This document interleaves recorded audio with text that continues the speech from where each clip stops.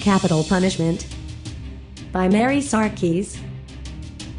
In every culture, both now and in history, we can find many forms of capital punishment.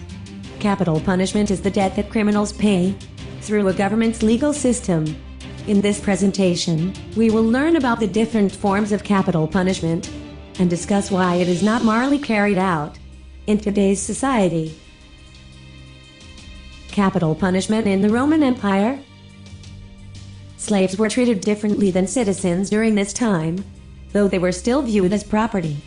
Because of their monetary value, many of the punishments did not inflict long-lasting harm. The lash was the most common of punishments. Slaves were tied to 4 posts, so as to restrict thrashing about in pain. Everybody here knows about crucifixion, I presume, because of the story of Jesus. But I'll bet you didn't know that it was actually quite common. You either had to have committed treason, or be an alien. Even if you were caught in the act of petty theft, there was a pretty good chance you'd be crucified. If a Roman citizen, however, committed a crime, they were usually exiled or given a fine. The movie Passion of the Christ is an excellent example of crucifixion. The Romans were ruthless in their treatment toward the convicted.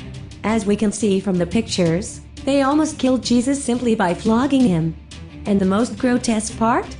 They enjoyed inflicting as much pain as possible. Capital punishment in the USA.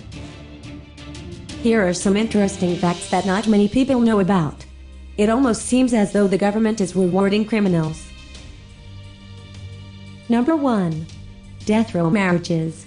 Death row prisoners will commonly tie the knot before their conviction is carried out. In fact, dozens of these services are performed yearly in America alone. One main difference between conventional services and death row services, other than the bleak environment and chains, is the absence of the words, "till death do us part." One of the famous death row marriages is that of Damian Wayne Eccles. Number 2. Privileges.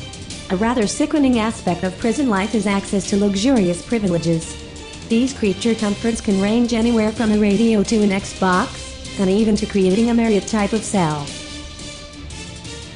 So, is the death penalty moral the way it is today?